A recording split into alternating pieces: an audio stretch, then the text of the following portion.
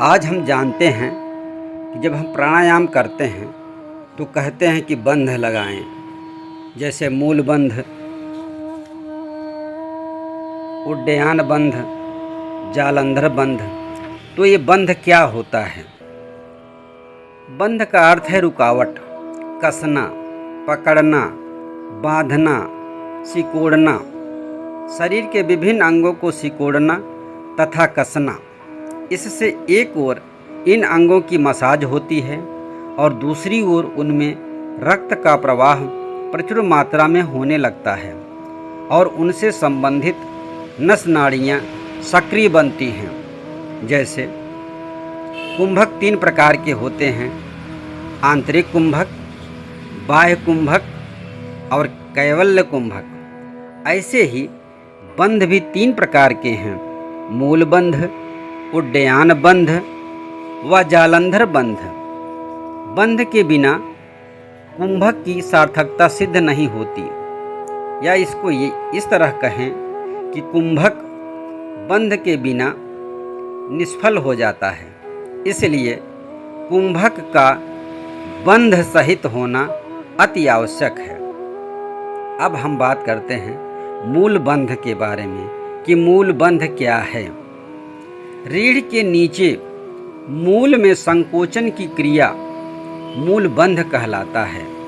निष्कासन अंगों, मल मूत्र द्वार की मांसपेशियों को संकोचन करना मूल बंध कहलाता है।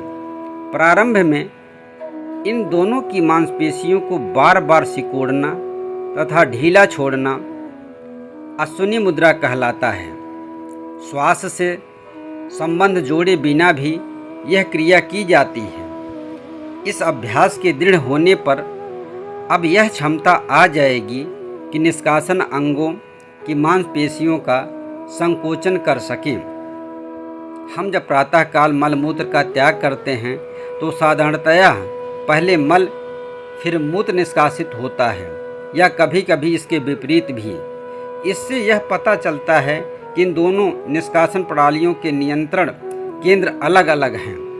गुदा मूल एवं मूत्र नाड़ी दोनों का एक साथ संकोचन और उनका स्राव ऊपर की ओर करना मूल बंध की विशिष्ट क्रिया है। इसका अभ्यास प्राणायाम के समय के अतिरिक्त बात करते समय, चलते समय, टीवी देखते समय, दुकान या दफ्तर में बैठे बैठे भी कर सकते हैं। इसके क्या लाभ हैं?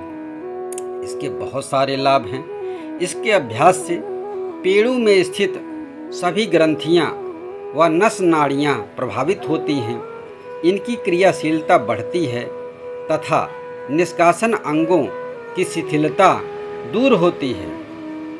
गुदा संबंधी रोग दूर होते हैं, शारीरिक शक्ति बढ़ती है, आयु दीर्घ होती है, युवा वर्ग के स्वप्न दोष दूर हो जाते हैं, विषय वासनाओं की वृत्तियों से राहत मिलती है, आहार नली पर नियंत्रण होता है, स्नायु, श्वास तथा भावनाओं पर नियंत्रण होता है।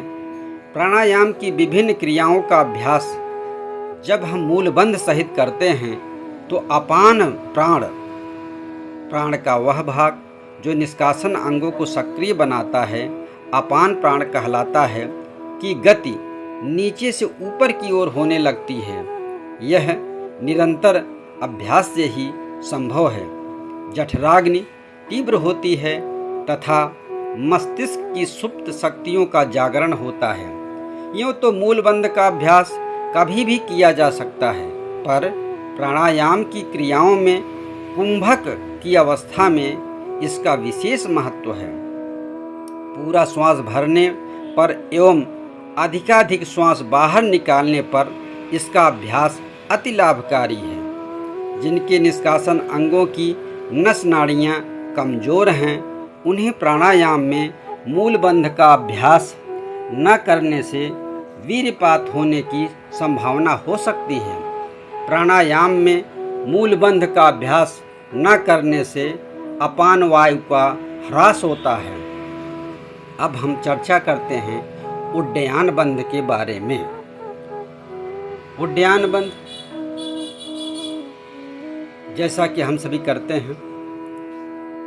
बाह्य कुंभक में नाभि मूल को रीढ़ पर कुछ समय के लिए लगाकर रुकने से उड्डयन बंध बन जाता है। यह क्रिया आंतरिक कुंभक में भी की जा सकती है। यह बंध जहाँ हमारे पाचन एवं निष्कासन अंगों की मसाज करता है, वहाँ मणिपुर चक्र को जागृत करने में सहायक है। मूलबंध से अपान प्राण की गति ऊपर की ओर होने लगती है। प्राण और अपान नाभि में मिलकर वहाँ उष्णता से संयुक्त प्राण का ऊर्ध्वगमन होता है। प्राणों को जागृत नियंत्रित करने तथा उनको एक निश्चित दिशा में ले जाने का काम संभव होता है। आंतरिक कुंभक में पेट थोड़ा ही दबता है, इसलिए पूरी अवस्था ग्रहण करना कठिन है। जितना जितना धीरे धीरे कुंभक अधिक बढ़ता जाएगा, उतना ही उड्डयन बंध प्रभावकारी बनता जाएगा। इस बंध का अभ्यास करने से पूर्व साधक को अग्निसार प्राणायाम एवं नौली क्रिया में दक्ष होना चाहिए। फिर इस बंध को लगाने में बहुत अधिक सहायता मिलेगी।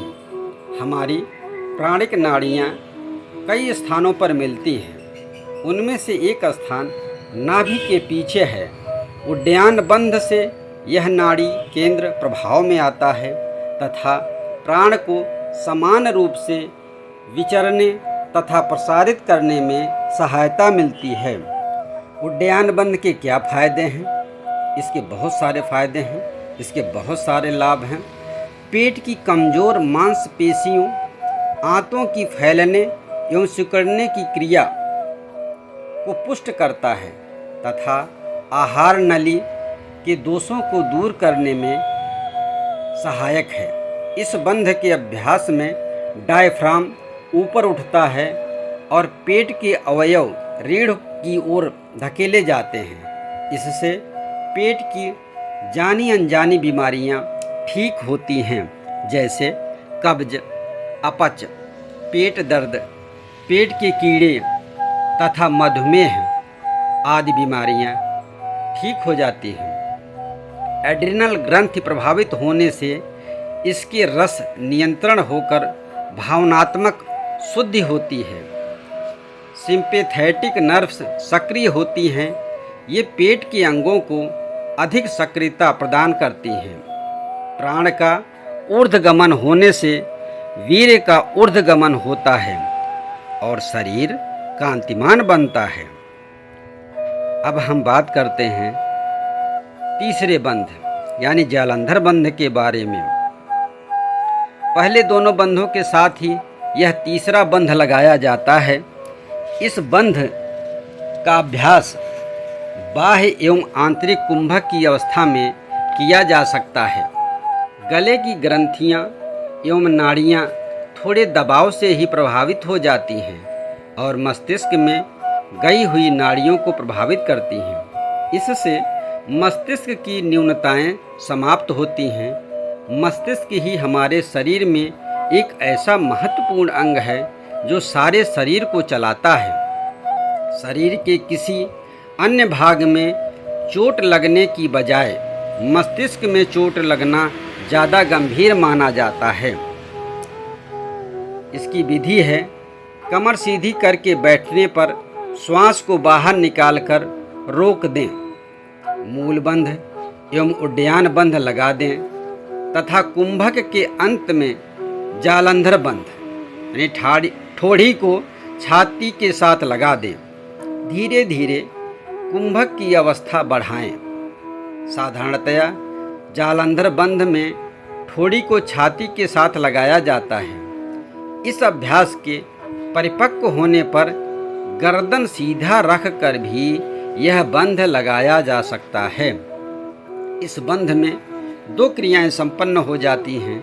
एक तो श्वास नली का बंद होना और दूसरे गले की नाड़ियों पर दबाव डालना। यह बंध हमारे कंठ से ऊपर के समस्त अंगों को सक्रियता प्रदान करता है और प्राण और अपान के संयुक्त प्रवाह को समान रूप से मस्तिष्क की ओर ले जाने में भी सहायता प्रदान करता है। जालंधर बंध के क्या फायदे हैं, अब हम जानते हैं। थायराइड, पैराथायराइड ग्रंथि प्रभाव में आने से ग्रंथि स्राव नियंत्रण में आता है तथा रक्त में हार्मोन्स मिलने की प्रक्रिया में सहायता मिलती है। गले में जो धमनियाँ अर्थात आर्टरीज मस्तिष्क में आती हैं, प्रभाव में आने से रक्त प्रचुर मात्रा में वहाँ जाता है। इससे मस्तिष्क के सारे भाग पुष्ट होते हैं। संयुक्त प्राण की गति मस्तिष्क की ओर होने पर यह बंध स्टेबलाइजर का कार्य करता है। प्राण के आंतरिक और प्राण के अतिरेक होने पर मस्तिष्क के अवयवों को हानि पहुंचने की संभावना नहीं रहती। उदान प्राण प्रभाव में आने से कंठ के ऊपर के सारे भाग पुष्ट होते हैं। उदान प्राण से ही शरीर को खड़ा रखने का कार्य संभव होता है। प्राण निकलने पर अंत में उदान प्राण ही स्थूल से सूक्ष्म शरीर को अलग करता है। अमृत जो मस्तिष्क से गिरता रहता है, जठर ग्रंथि में जाकर भस्म होता रहता है। इस बंध से अमृत सुरक्षित रहता है। जैसा कि हम सब जानते हैं, तीनों बंधों का निरंतर अभ्यास जीवन की क्रिया शैली में आमूल परिवर्तन लाता है। मूल बंध मुख्यतः अपान प्राण के ह्रास को रोकता है। उड्डयन बंध संयुक्त प्राण का ऊर्ध्वगमन करने में सहायक है तथा जालंधर बंध के अभ्यास से प्राणों को स्थिर करने एवं रोकने में सहायता मिलती है। इस समूची क्रिया में ब्रह्म ग्रंथि जो कि पेड़ों में स्थित है, विष्णु ग्रंथि जो नाभि में स्थित है तथा रुद्र ग्रंथि जो कंठ में स्थित है वो खुलती है। इसके पश्चात प्राण सुषुम्ना से ब्रह्मरंध्र की ओर स्वाभाविक रूप से संचारित होने लगता है, परंतु ऐसी स्थिति अभ्यास दृढ़ होने पर ही संभव है। तीनों बंध के लगने पर विशेषतया बाह्य कुंभक में जब बंध खोलने हों तो पहले उड्डयन बंध खोलते हैं, फिर जालंधर बंध खोलते हैं, उसके बाद मूल बंध खोलते हैं। आंतरिक कुंभक में किसी भी क्रम में बंध को खोल सकते हैं। सुनने के लिए आप सबका बहुत बहुत धन्यवाद।